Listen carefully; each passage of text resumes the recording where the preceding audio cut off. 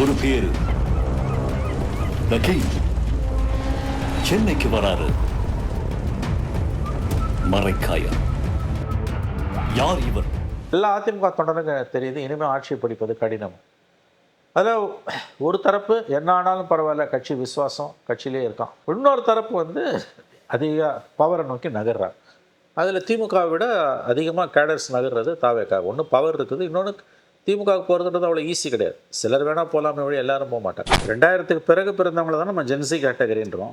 அந்த age group 25-26 வயசு உங்களுக்கு வந்து 18லேருந்து 25 வாக்கு வங்கி இருக்கவங்கள விஜய்க்கு அவர்கள் தான் அதிகமாக வாக்களித்தார்கள். அவங்க விஜயோட செல்வாக்கு அதிகமாக இருக்குன்றத அதுலேருந்து அவங்க தெரிஞ்சுக்கிட்டாங்க. எனக்கு என்னென்னா, நீங்கள் அதுலேருந்து கற்றுக்கணுமே ஒழிய காப்பி அடிக்கக்கூடாது. இவங்க பண்ணுறதை பார்த்தா இவங்க அதை காப்பி அடிக்க முயற்சி பண்ணுறாங்க. அது எதுக்கு உங்களுக்கு வந்து நீங்கள் அது வெறும் ஜென்சி, அவன் இன்டர்நெட்டில் அடிக்டடு, சோஷியல் மீடியா அடிக்டட் மட்டும் நீங்கள் பார்க்குறீங்க. கண்டென்ட் என்ன? நீங்கள் போய் வந்து ஒரு மாற்றத்தை உண்டாக்கணுன்றீங்க. சரி, மாவட்டம் அவங்க கட்டமைப்பு வந்து ரொம்ப ஒரு மனிதனோட பலமே அதனோட பலவீனமாக மாறுவாங்கல்ல. திமுகவோட பலமே அதனோட பலவீனமாக மாறுது. எப்படின்னு கேட்டிங்கன்னா, அங்கே எந்த மாற்றங்களையும் கொண்டு வருது அவ்வளோ ஈஸி கிடையாது. அதோட ஸ்ட்ரக்சர் வந்து ரொம்ப ஸ்ட்ராங்கு. இந்தியாவிலே மிக அற்புதமாக நிர்வகிக்கப்படுகிற ஒரு கட்சினா அது திமுக தான். ஒரு textbook case for a political party. But பிரச்சனையாக அதுதான். இப்போ நான் ஏன் இதை உங்களுக்கு சொல்கிறேன்னா, கட்டமைப்பு ரீதியாக கீழேருந்து மேலே வரைக்கும் ஸ்ட்ரக்சர் ஸ்ட்ராங்காக இருக்குல்ல, அதில் மாற்றத்தை கொண்டு வர்றது கஷ்டம். ஓகே, அப்போ ஒரு புது விதமான சூழலை நீங்கள் எதிர்கொள்கிறீங்க. இது என்ன பண்ணுறீங்க, உடனே ஜென்சி உள்ளே வந்தானா அவனுக்கு திமுகவில் என்ன ஸ்பேஸு? சேலம் வீரபாண்டி ஆறுமுகத்தை தோக்கடிக்கிறதுக்கு ஆள் அனுப்புனார், தோத்துட்டார். கலைஞர் அனுப்பினாலும் தோத்துட்டார். வீரபாண்டியார் ஜெயிச்சிட்டாரு. வீரபாண்டியார் வந்து கலைஞரை பார்த்து ஆசீர்வாதம் வாங்குறாரு.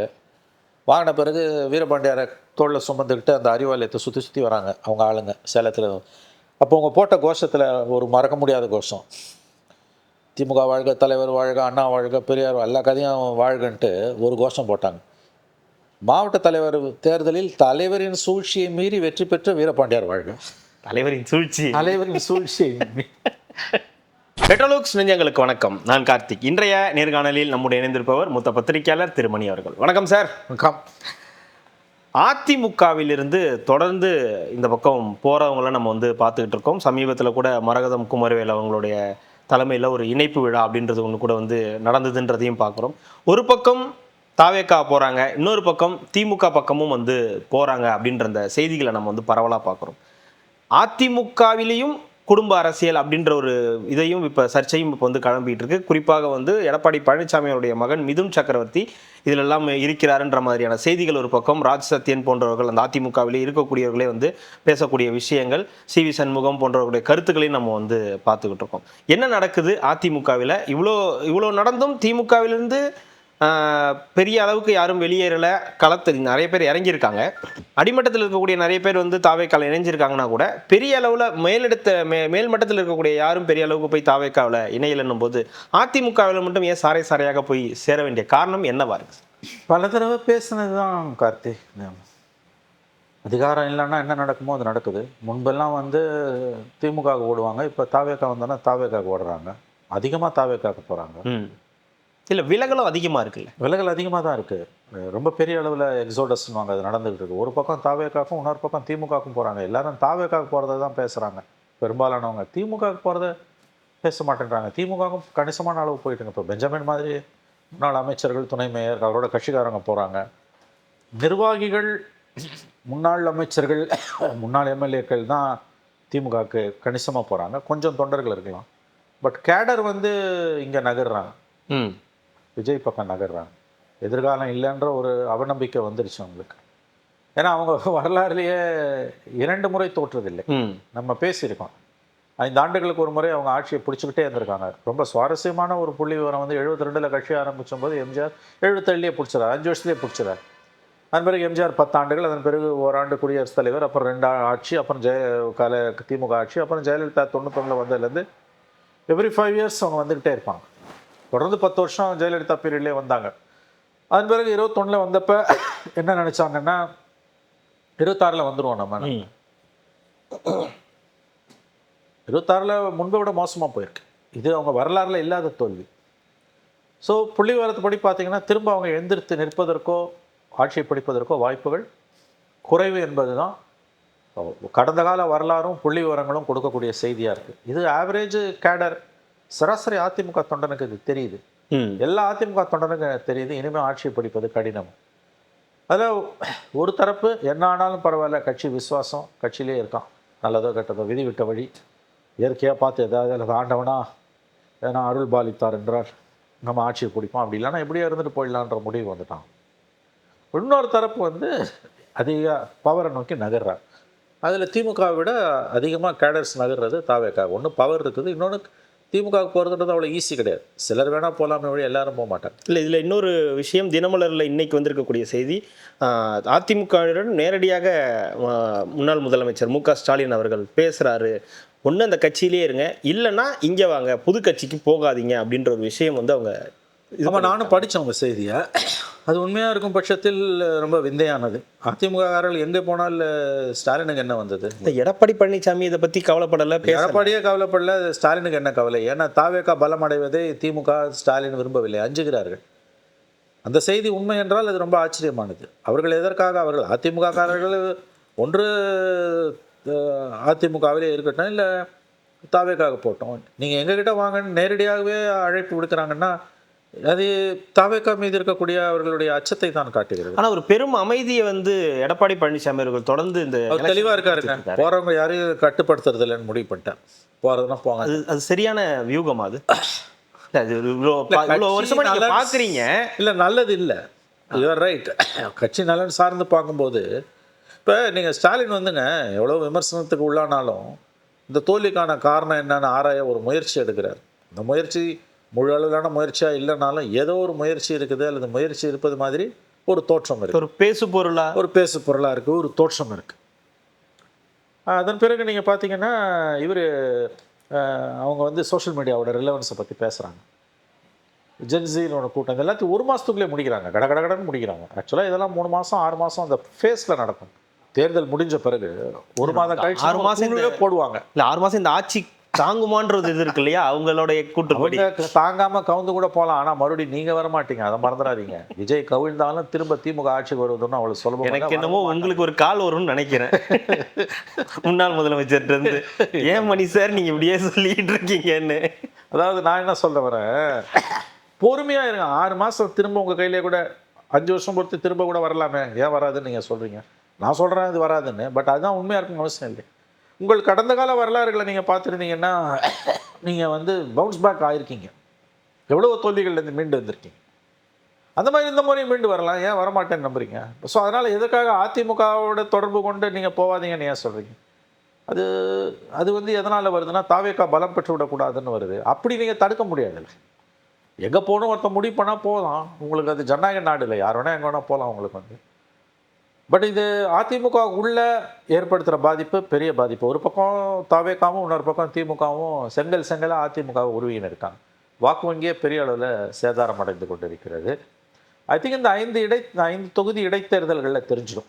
குறிப்பாக அந்த 4 தொகுதிகள் அவங்க அதிமுக தொகுதிகளில் மக்கள் என்ன நினைக்கிறாங்கன்றதை நம்ம பார்க்கணும். நம்ம என்னென்னமோ பேசுகிறோம், இந்த 4 பேரோட ராஜினாமாவை மக்கள் ஏற்றுக்கொள்கிறார்களா, அவங்க செஞ்சது சரியா தப்பா? நாங்கள் உங்களை அதிமுக சிம்பலில் ஓட்டு போட்டு அங்கே அனுப்பணும், ஆனால் நீங்கள் ராஜினாமா பண்ணிவிட்டு 5 வருஷம் இருக்க வேண்டிய நீங்கள் ராஜினாமா பண்ணிவிட்டு அங்கே போயிருக்கீங்க, அது சரியா தவறான்னு மக்கள் முடிவு பண்ணட்டும். Let the people decide. அதுக்கு முன்னால் பெரிய அளவில் தீர்ப்புகளை நம்ம எழுத முடியாது. பட் ஒரு பெரிய கலகம் உள்ளே வெடிச்சுக்கிட்டு இருக்குன்றது உண்மை அதிமுகக்குள்ளே. இந்த 4 தொகுதியிலையும் அதிமுக ஜெயிச்சதுன்னா ஒரு ஒரு ஒரு ரிவைவலுக்கு வாய்ப்பு இருக்குது. ஆனால் 4 தொகுதியில் தோத்துட்டாங்க, அல்லது 2 தொகுதியில் ஜெயிச்சு 2 தொகுதியில் தோக்குறாங்கன்னா கூட வந்து கஷ்டம் தான் அவங்களுக்கு. வந்து 4மே தாவேக்கா ஜெயிக்குதுன்னா வாஷ் அவுட்டுன்னு அர்த்தம். உங்களுக்கு மக்கள் என்ன நினைக்கிறாங்கன்னு நம்ம பார்க்கணும்ல. ஆனால் இந்த 4 பேரும் ராஜினாமா பண்ணிட்டு வந்திருக்காங்க. ஏடிஎம்கே சிம்பலில் நின்று உங்களை நாங்கள் அசம்பிளிக்கு அனுப்புனா நீங்கள் 1 மாதத்துக்குள்ளே ராஜினாமா பண்ணிட்டு வரீங்க, என்ன காரணம்? இதை மக்கள்கிட்ட எக்ஸ்பிளைன் பண்ணணும். அப்போ நீங்கள் மக்கள்கிட்ட அதை எக்ஸ்பிளைன் பண்ணும்போது மக்கள் அதை எப்படி பார்ப்பாங்க?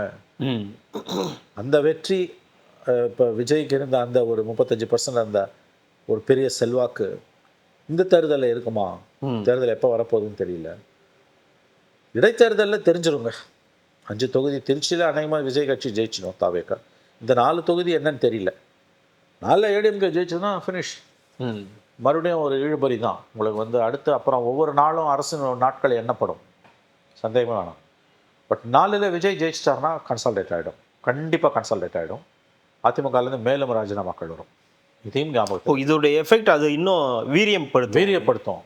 ஓகே, 4 தொகுதியில் தாவேக்கா வெற்றி பெற்று விட்டால் மேலும் அதிமுகலேருந்து தாவேக்கா அன்னைக்கு நகரக்கூடிய எம்எல்ஏக்களுடைய எண்ணிக்கை கூட அதிகரிக்கும். ஸ்பேட் ஆஃப் ரெசிக்னேஷன்ஸ் கூட இருக்கலாம். ஒருவேளை 4 தொகுதியிலையும் அதிமுக ஜெயிச்சிருச்சுன்னா விஜய்க்கு அது மிகப்பெரிய பின்னடைவாக கருதப்படும். அரசின் நாட்கள் எண்ணப்படும் என்ற தோற்றம் உருவாவதை ஓகே அது தவிர்க்க முடியாத மாறிடும். இந்த இடத்துல ஒரு 10 தொகுதி தான் அதிமுகவுக்கும் திமுகவுக்கும் கிட்டத்தட்ட வித்தியாசமா இருக்கு. தொகுதி இந்த ரேஞ்சுக்குள்ள தான் இருக்குன்னும் போது அங்கிருந்து யாருமே நகரலை, அவங்க எல்லாம் ஒரு பிடிமானமா ஒரு எதிர்க்கட்சியா நம்ம செயல்பட போறோம் அப்படின்ற ஒரு தீர்மானத்தோடு இருக்கும்போது இங்க இருந்து மட்டும் இந்த விரிசல்ன்றது ஒரு அதுதான் திமுக அண்ணா திமுக இடையிலான வித்தியாசமே. 59 பேர் இருக்காங்க, ஒரு எம்எல்ஏ கூட உங்களால் உருவ முடியலையே. இங்கே வந்து 4 பேர், முதல்ல 25 பேர் போனாங்களே. ஆமாம், அதிலே 25. ஆக்சுவலாக அது டிஸ்குவாலிஃபிகேஷன். 25 பேரை டிஸ்குவாலிஃபை பண்ணிடணும். சிஸ்டத்துக்குள்ளே 15 நாளைக்குள்ளே மன்னிப்பு கிடதான் அப்படி இப்படின்னு சில தந்திரங்கள் இருக்கிறதால அவங்க அஃப்கோர்ஸ் லா, அது சட்டம். பட் தார்மீக ரீதியில் பார்த்தீங்கன்னா மாற்றி குத்துனா அன்றைக்கே காலி, 25 பேரும் பதவி போயிருக்கும். மன்னிப்பு கடிதம் கொடுக்கல 15 நாளைக்குள்ளே, அந்த 28ஆம் தேதிக்குள்ளே கொடுக்கல, 29ஆம் தேதி கொடுத்தா கூட ஸ்பீக்கர் டிஸ்குவாலிஃபை பண்ணிடலாம். ஒன் ஸ்பீக்கர் டிஸ்குவாலிஃபை பண்ணிட்டானா கதை முடிஞ்சுது. நீங்கள் சுப்ரீம் கோர்ட்டுக்கு போகணும், 3 வருஷம் 4 வருஷம் இருக்கும். டைரெக்டாக சுப்ரீம் கோர்ட்டுக்கு போகிறது சில சமயம் சுப்ரீம் கோர்ட்டே விரும்பாது. முதல்ல ஹைகோர்ட்டுக்கு போகணும், ஹைகோர்ட்டில் 4 வருஷம் ஊறும். அதுக்குள்ளே கவர்மெண்ட்டே போய்டும் உங்களுக்கு. அதில் முதல் கோணல் முற்றும் கோணல். எப்படிங்க 47 பேரில் 25 பேர் வந்து நாங்கள் ஆதரிக்கிறோன்ற முடிவு எப்படி எடுப்பாங்க? எப்படி எடுப்பாங்க? இல்லை, அது அடுத்து இந்த இதுலேயே நடந்திருக்குமா? இந்த ரிசல்ட் அந்த டைம்லேயே இதுக்கெல்லாம் நடந்திருக்கலாம். ஓகே, அது அந்த ஒரு வாரத்தில் நிறைய நடந்திருக்கு. 4ஆம் தேதியிலேருந்து 9ஆம் தேதி வரைக்கும் இழுபறியில் இருந்தப்போ 9ஆம் தேதி நைட்டு தான் கவர்னர் வந்து அழைப்பு விடுகிறார் 10ஆம் தேதி முதலமைச்சராக பதவி ஏற்றுக்கிறதுக்கு. 4ஆம் தேதி ரிசல்ட்டு. 5, 6, 7, 8, 9 அந்த 5 நாளில் வந்து நிறைய நடந்திருக்கு, நிறையவே நடந்திருக்கு. பிற்காலத்தில் யாராவது அது குறித்து 5 வருஷம் 10 வருஷம் ஆன பிறகு புத்தகம் எழுதுவார்கள், கண்டிப்பாக எழுதுவாங்க. வாய் திறப்பார்கள்.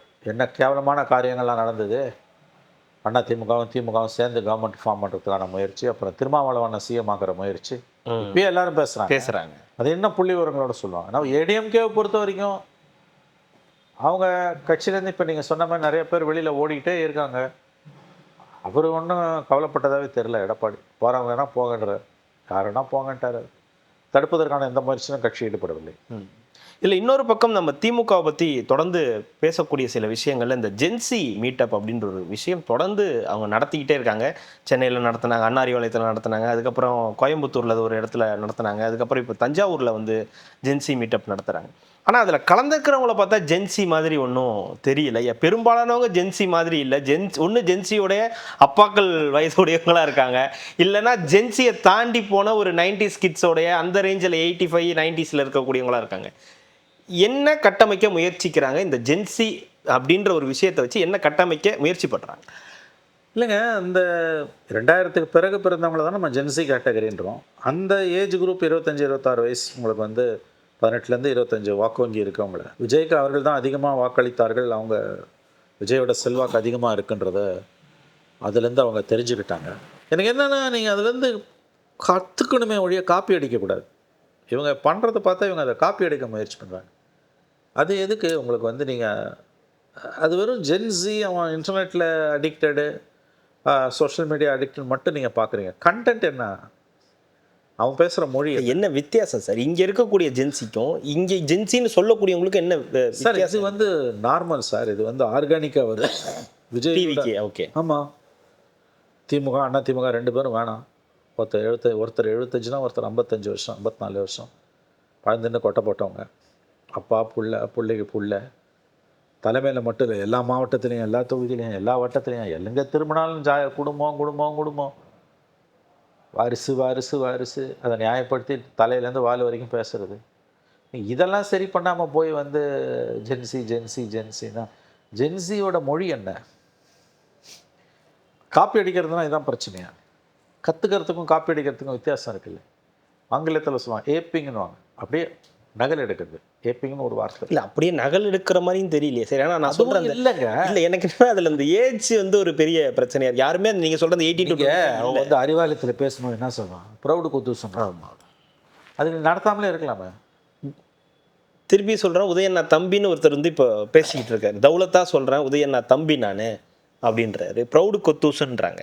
ஓகே, நம்ம அப்படியாவது அவங்கள எடுத்துக்கிட்டா கூட அவங்கள அந்த கேட்டகரியிலே வைக்க முடியாது. ஏஜ் கேட்டகரியில் கூட அவங்க அதில் இழுக்கிற மாதிரி நிறைய பேர் தெரியலையா? ப்ராப்ளம் இதுதான். அதாவது பிரச்சனையை தீர்க்காமல் பூச்சு வேலைகள் கட்டமைப்பில் மட்டும் கவனம் செலுத்தலாம். இது சரியாக வராது. கிரவுண்ட் லெவலில் நீங்கள் கிரவுண்ட் லெவலில் மாற்றுறது அவ்வளோ ஈஸி. நீங்கள் எல்லா மாவட்ட செயலாளர்களும் குறைஞ்சது 30 ஆண்டுகளுக்கு மேலே இருக்காங்க. மினிமம் 40 வருடம் 50 வருடம் இருக்கவங்கலாம் இருக்காங்க அந்த மாவட்டத்தில். இப்போ நீங்கள் போய் வந்து ஒரு மாற்றத்தை உண்டாக்கணுன்றீங்க. சரி, மாவட்டம் அவங்க கட்டமைப்பு வந்து ரொம்ப ஒரு மனிதனோட பலமே அதனோட பலவீனமாக மாறுன்னுவாங்கல்ல. திமுகவோட பலமே அதனோட பலவீனமாக மாறுது. எப்படின்னு கேட்டிங்கன்னா, அங்கே எந்த மாற்றங்களையும் கொண்டு வருது அவ்வளோ ஈஸி கிடையாது. அதோட ஸ்ட்ரக்சர் வந்து ரொம்ப ஸ்ட்ராங்கு.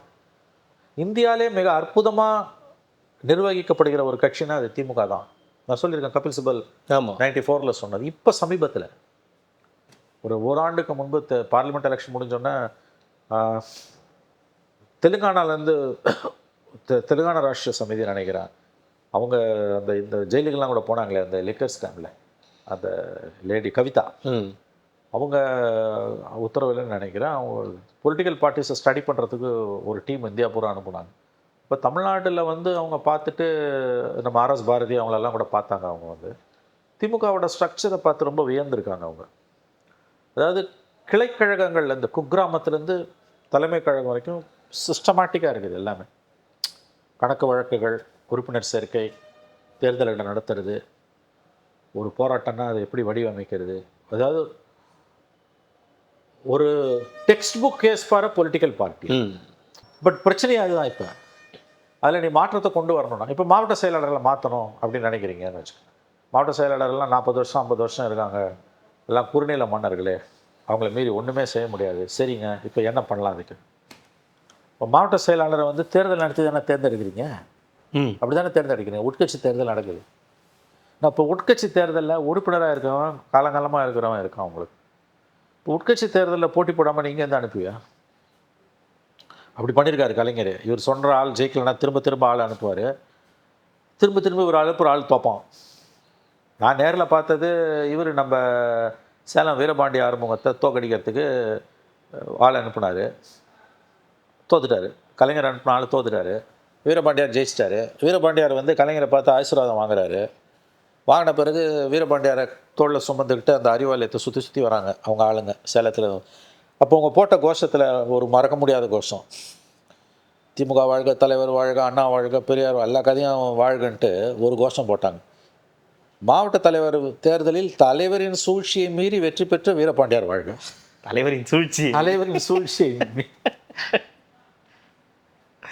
ரொம்ப நான் இதை பல இடங்களில் பதிவு பண்ணியிருக்கேன். நான் அது பல விஷயங்களை சொல்லுது. அதாவது வந்து தலைவர் அனுப்புகிறார் இங்கேருந்து காலி பண்ணுன்னு முடியல, இந்த மாதிரி 2-3 தடவை அனுப்பி காலியாக இருக்குது.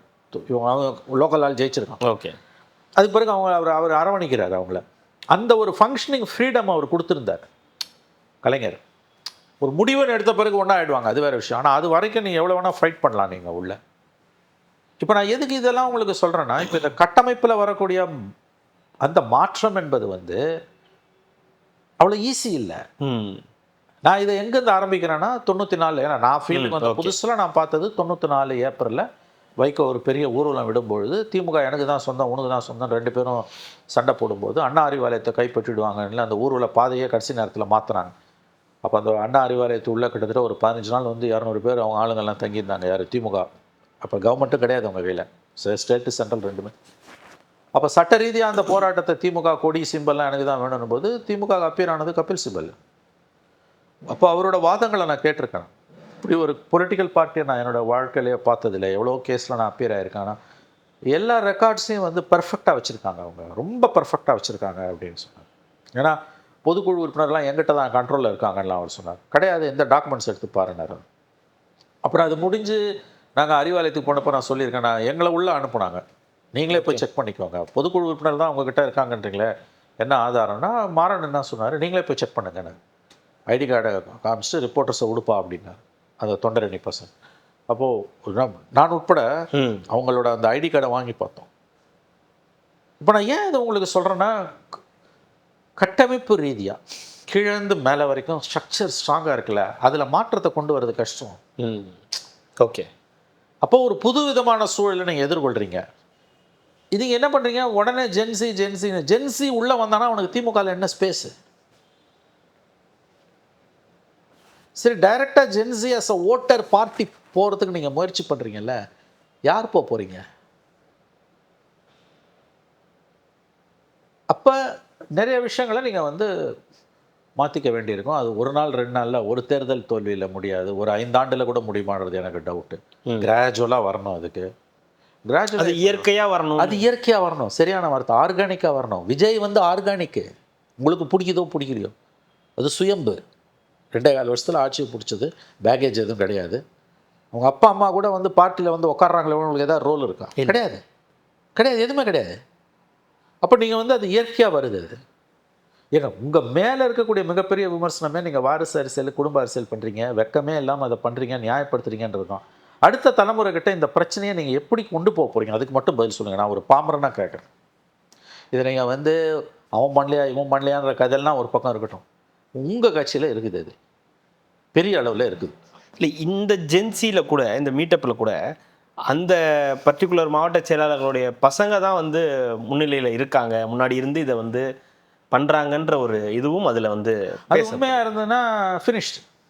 அது உண்மையானு எனக்கு தெரியாது கார்த்தி, நீங்கள் சொல்கிறேன். அவங்களே சொல்கிறாங்க இவங்களும் இன்னாருடைய பையன் வந்து உட்காந்து நமக்காக 3 மணி நேரம் உட்காந்துருக்காரு, இன்னாருடைய பையன் வந்து 3 மணி நேரம் 4 மணி நேரம் நம்ம கூட இருக்காரு அப்படின்றத. ஆமாம், நாங்கள் குடும்ப அரசியல் தான், குடும்ப வாரிசு அரசியல் தான் பண்ணுறதையே அதே இதில் தான் ஜென்சியில் தான் சொல்கிறாங்க. அப்போ அது என்ன மாறப்போகுது? சரி, இந்த குடும்பம் இல்லாதவங்க எத்தனை பேர் உங்களால் கொண்டு வர முடியுது? சரி, குடும்ப உறுப்பினர்ன்றதுனாலே அவர் அரசியல் வரக்கூடாதுன்னு நான் சொல்லலை, அப்படி சொல்லலை. உடனே அப்படி கேட்பாங்க, நான் அது வந்து அவங்க அந்த குடும்பத்தில் பிறந்து அவன் தப்பா, அவன் வரக்கூடாதுன்னு நான் சொல்லலை. நான் கேள்வியை திருப்பி போடுறேன். நீங்கள் வந்து அடுத்த தலைமுறையை ரீச் பண்ணணும்னு முயற்சி பண்ணுறீங்க, அந்த அளவில் அது பாராட்டக்கூடியது. அது கூட ஏடிஎம்கேல இல்லை. ஜென்சின்னு நீங்கள் போகிறீங்க, மாவட்ட தலைவர், மாவட்ட செயலாளர், அவங்க வாரிசு, அவங்க பேரன் பேத்தி புள்ள உட்காந்துருக்கான்றீங்க, ஃபைன், அவங்க இருக்கட்டும், தப்பு சொல்ல. ஆனால் பின்புலம் இல்லாத வந்தவன் எத்தனை பேர், அதை சொல்லுங்கள். இவங்கெல்லாம் இருக்கட்டும்ங்க, இவங்களை யாரும் வேணான்னு சொல்லலை, இவங்க யாரும் கழுவில் ஏற்றுன்னு சொல்லலை, இவங்கெல்லாம் கட்சிக்குள்ளேயே வரக்கூடாது அப்படிலாம் சொல்லவே இல்லை. Let them also come. அந்த கூடியிருக்க அந்த கேதரிங்கில், அந்த க்ரௌடில் ஒரு 300 பேர் இருக்கான்னு வச்சுக்கோங்களேன். 300 பேரில் திமுக பின்புலம் இல்லாதவர்கள் எத்தனை பேர்? அதை சொன்னீங்கன்னா, பின்புலம் இல்லாதவர்களை எவ்வளோ பேரை நீங்கள் அப்ரோச் பண்ணியிருக்கீங்க, அவங்கள இன்ஃப்ளூயன்ஸ் பண்ணி கூட்டின்னு வந்திருக்கீங்கன்றது தெரிய வரும். அது உங்களுக்கு நல்லது. அதுதான் அளவுகோல். கட்சிக்காரன் புள்ள பொண்ணு மருமகன் பேத்தி பேரன் உட்காரது அளவுகோல் இல்லைங்க. அவங்க வரட்டும், அவங்க வர வேணான்னு சொல்லவே இல்லை, தாராளமாக அவங்களும் வரட்டும், அவங்களுக்கும் உரிமை இருக்குது. ஆனால் இந்த முயற்சிக்கான வெற்றி என்பது எதை வைத்து எடை போடப்படும்னா, இந்த பேக்ரவுண்ட் இல்லாமல் எவ்வளோ பேரை உன்னால் அணி திரட்ட முடிஞ்சுது, ரீச் பண்ண முடிஞ்சுது. அணி திரட்டுறதே பிரச்சனைன்றீங்க? ஆமாம், நான் வந்து பதவி கொடுக்கறது, அவனுக்கு வந்து போஸ்டிங் போடுறது, நான் அதுக்கெல்லாம் போகலைங்க, அதெல்லாம் அடுத்தடுத்த ஸ்டேஜ். இன்றைக்கி நீங்கள் ஒரு முயற்சி எடுக்கிறீங்க, அதனால அது பாராட்டுக்குரியதுங்க. நம்ம என்ன தான் கிண்டல் பண்ணாலும் அடுத்த தலைமுறை ஜென்சியை நோக்கி நம்ம போகணுன்னு ஒரு முயற்சியை திமுக எடுப்பது பாராட்டுக்குரியது. நான் உண்மையிலே அதை பாராட்டுறேன். எஸ், உங்கள் பலமே வந்து மாறி வரும் காலங்களுக்கு ஏற்ப உங்களை தகவமைத்துக் கொள்வது, அந்த முயற்சி பாராட்டுக்குரியது. ஆனால் அந்த முயற்சி எப்படிப்பட்ட முயற்சியாக இருக்கணும்? கட்சிக்காரன் புள்ள பொண்ணு பேரன் பேத்தி வரட்டும் சார், ஆனால் அதை தாண்டி எத்தனை பேரை கொண்டு வந்தீங்கன்றதான அளவுகள். அந்த கேள்விக்கு பதில் சொல்லுங்கள். அந்த கேள்வியை கேட்கும்போது நழுவி ஓடுறதும், கேள்வி கேட்குறவனை முத்திர குத்துறதும், அப்போ அதிமுக உங்களுக்கும் எந்த வித்தியாசமும் இல்லை. இதில் வந்து இப்போது ஏகப்பட்ட சீனியர்ஸ் இருப்பாங்க, இந்த கட்டமைப்புக்குள்ளார நிறைய சீனியர்ஸ் தான் இருப்பாங்க. ஃபுல் ஆஃப் சீனியர்ஸ் இருக்கும்போது இந்த ஜென்சி உள்ளே வரும்போது ஒரு கிளாஷ் வரும். அதுதான் சிக்கல்ன்ற. நீ அதை எப்படி பேலன்ஸ் பண்ண போகிற? அங்கே தான் நான் சொல்கிறேன், ஒரு பலமே, ஒரு தனி மனிதனோ நிறுவனங்களோ பலமே பலவீனமாக மாறுன்றாங்கல்ல. கபில் சிபல் சொன்னார், அதுக்கு பிறகு வந்து கவிதா சொன்னாங்க, அவங்க சொன்னாங்க, இவங்க சொன்னாங்க, அந்த பழம்பெருமை பேசி பிரயோஜனம். இன்றைக்கி அதுவே உங்களுக்கு எதிராக யமனா நிற்குது. இதுக்கு மத்தியில் என்ன பண்ண போகிறீங்க? ஏன்னா இதை வந்து மாவட்டங்களில் நீங்கள் சாதிக்கணும், கிராமங்களில் சாதிக்கணும் இல்லையா? ஆமாம், அது அதுதானே பேஸே. உள்ளாட்சி அமைப்புகளில் சாதிக்கணும். இல்லை இப்படி சொல்லலாங்க, நான் சொல்கிறேங்க. ஒரு சேலஞ்சு வந்து திமுகவுக்கு நான் பார்க்குறது என்னன்னு கேட்டிங்கன்னா, இப்போ உள்ளாட்சி தேர்தல் வரப்போகுது, 8 மாதத்தில் வரப்போகுது. கொஞ்சம் முன்ன பின்ன தள்ளிப்போம், முன்னால் வர வாய்ப்பு இல்லை. 8 மாதம் வருது, 1 மாதமோ 1 வருஷத்துல வருதுன்னு வச்சுக்கோங்களேன். உள்ளாட்சி அமைப்புகளில் ஜென்சிக்கு என்ன பிரதிநிதித்துவத்தை என்ஷூர் பண்ண போகிறீங்க? ரிசர்வேஷன் கொடுக்கணும். இவ்வளோ சதவீதம் வந்து ஜென்சிக்கு. அதுலேயும் இன்னும் சொல்லப்போனால் நான் இப்படி கூட சொல்லணும், அதுக்குள்ளே ஒரு உள்ஒதுக்கீடு, அருந்ததியர் உள்ஒதுக்கீடு மாதிரி உள்ஒதுக்கீடு. அப்பா அம்மா அண்ணன் தம்பி யாரும் கட்சியில் பொறுப்பில் இருந்துடக்கூடாது. ஜாதியார் வாரிசு அரசில் ஓரளவுக்கு எலிமினேட் பண்ணுறதுக்கானது. யங்ஸ்டர்ஸுக்கு இவ்வளோ ரோலு, ஜென்சிக்கு இவ்வளோ. அதுக்குள்ளே வந்து கட்சி பின்புலம் இல்லாதவர்களாக ஃப்ரெஷராக இருக்கும். இதை உள்ளாட்சி அமைப்புகளில் உங்களால் ஓரளவு செய்ய முடிஞ்சதுன்னா அதுவே ஒரு வெற்றியின் தொடக்கம் நம்ம எடுத்துக்கலாம். இப்போ இவங்களுக்கு ஆசிட் டெஸ்ட் உள்ளாட்சி அமைப்புகள், நீ 1000 கூட்டம் போடலாம், சென்னையில் போடலாம், கோயம்புத்தூரில் போடலாம், தஞ்சாவூரில் போடலாம், தமிழ்நாடு பூரா 38 மாவட்டத்துலேயும் போடலாம் ஜென்சின்னு. ஆசிட் டெஸ்ட் என்ன? எலெக்ஷன் வந்து பார்லிமெண்ட் அசம்பிளி எங்கேயோ கிடக்குது. இமீடியட்டாக நமக்கு வரப்போகுது லோக்கல் பாடிஸ் தான் வந்து ஜனநாயக அமைப்போட மூலவேர். Panchayat raj system, local bodies, உள்ளாட்சி அமைப்புகளில் ஜென்சிக்கான பிரதிநிதித்துவத்தை எந்த அளவுக்கு உறுதிப்படுத்துறதுக்கு தலைமை தயாராக இருக்குது. அதுதான் அளவுகள். அது அப்போ பாலிசி டிசிஷனாக இருக்கணும். ஓகே, கட்சி வந்து கூடி முடிவு செஞ்சு, கட்சியோட உயர்மட்ட குழுவிலையோ எத்தனையோ குழு வச்சுருக்கீங்கள்ல, உங்கள் ஹையர் லெவலில் அறிவாலயத்தில் நீங்கள் வந்து கட்சி தலைமை வந்து உண்மையிலேயே ஜென்சியை ரீச் பண்ணணும். நீங்கள் ஜென்சியை இப்போ ரீச் பண்ணணும்னு நினைக்கிறீங்க, பாராட்டுக்குரியது. ஆனால் அதோட அளவுகோல் எதுன்னா அந்த கூட்டம் போடுறது மட்டும் கிடையாது. லோக்கல் பாடியில் அவனையும் அவளையோ எப்படி கொண்டு வந்து நிறுத்துறது. அதுக்கு ஒரு ரெப்ரசன்டேஷனை என்ஷூர் பண்ணுறது எப்படின்னா, ரிசர்வேஷன். கட்சி கொடுக்கக்கூடிய ஒரு 25% எப்படி வச்சுக்கோங்களேன், குறைஞ்சது அதுவாக இருக்கணும். நான் 50% கூட போக விரும்பல. ஒரு 25 அல்லது 3ல் 1 பங்கு, 33% வந்து ஜென்சிக்குங்க. 67% தான் மற்ற கட்சிக்காரன், கட்சியிலே ஊர்னவனுக்கு. 33% வந்து fresh face. Okay, all fresh ஃபேஸ்ம்போது மாவட்ட செயலாளர், மாமா, மச்சான், மைத்துனர், சித்தப்பா, சித்தி, இந்த கதையெல்லாம் கிடையாது. லெந்தம்பி ஃப்ரெஷ், அது கூடிய வரைக்கும் ஃப்ரெஷ். அப்படிப்பட்ட முயற்சிகள் கொள்கை அளவில் எடுக்கப்பட்டதுன்னா நீங்கள் உண்மையிலேயே ஜென்சியை அட்டாக் பண்ணுறதுக்கு, அவங்கள அணுகிறதுக்கு, அவங்களுக்கு ஒரு நேசக்கரம் நீட்டுவதற்கு, ரீச் பண்ணுறதுக்கு எடுக்கிற முயற்சிக்கு ஒரு அர்த்தம் இருக்குது. ஓகே, இப்போ அந்த மாதிரி எதுவுமே இல்லை. நீங்கள் சொல்கிற விஷயத்தை வச்சு பார்க்கும்போது இளைஞரணிக்கு இவ்வளோ வாய்ப்பு கொடுங்க, ஒரு 40% வாய்ப்பு கொடுங்க அப்படின்னு மேடைகளில் உதயநிதி ஸ்டாலின் அவர்கள் தொடர்ந்து கேட்டதான் நம்ம எலெக்ஷனுக்கு முன்னாடிலாம் வந்து பார்த்துருக்கோம். இப்போ அதே மாதிரி இப்போ சமீபத்தில் வரக்கூடிய செய்திகள், இனிமே வந்து ஜூனியர்ஸை நிறையா இது பண்ணலாம், இளைஞர்கள் இந்த ஜென்சிலேருந்து நிறைய எடுத்துகிட்டு வரலாம் அப்படின்ற பேச்சுக்களும் ஒரு பக்கம் போய்கிட்டே இருக்குன்றது தான்.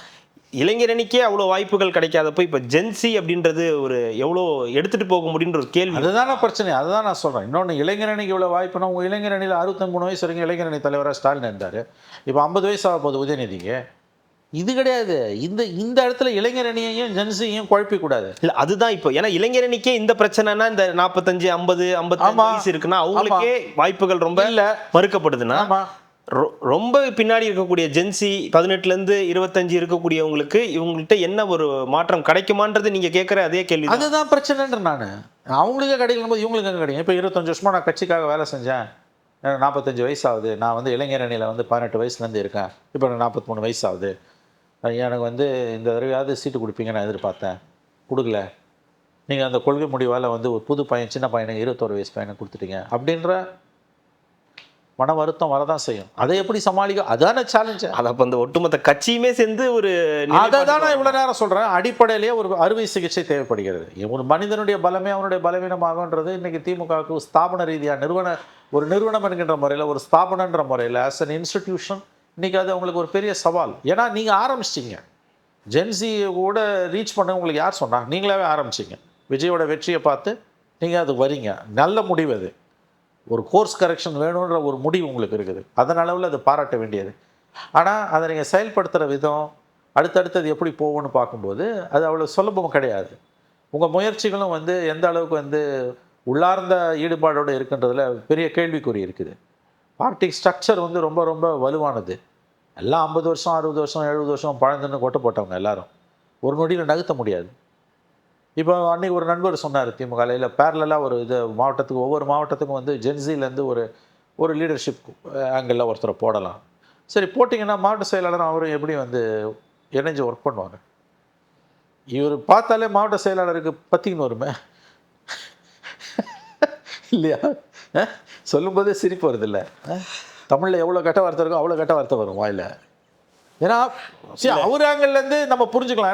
ஏன்னா நான் 40 வருஷமாக கட்சியில் இருக்கேன்டா, போஸ்டர் ஒட்டி ஜெயலலிதா எம்ஜிஆர் ஜெயலலிதா வரைக்கும் நான் பார்த்தோம்டா, கட்சி கொஞ்சம் நெஞ்சம் கிடையாது நாங்கள் பட்ட கஷ்டம்.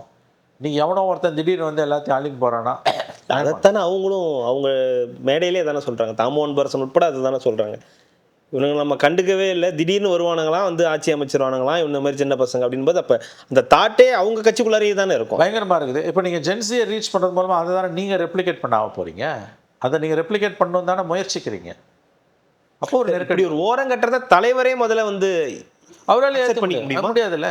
இப்போ ஸ்டாலினாலேயே வந்து இப்போ அவருக்கு ஒரு எக்ஸிஸ்டிங் செட்டப் இருக்குதுங்க, அவருக்கு அறிமுகமான ஒரு அமைப்பு இருக்குது, அவர் இயங்குறாரு. புது செட்டப்பை கொண்டு வந்தீங்கன்னா பட் அந்த ஆக்சிஜனை அவங்க செலுத்தணும்னு பார்க்குறாங்க.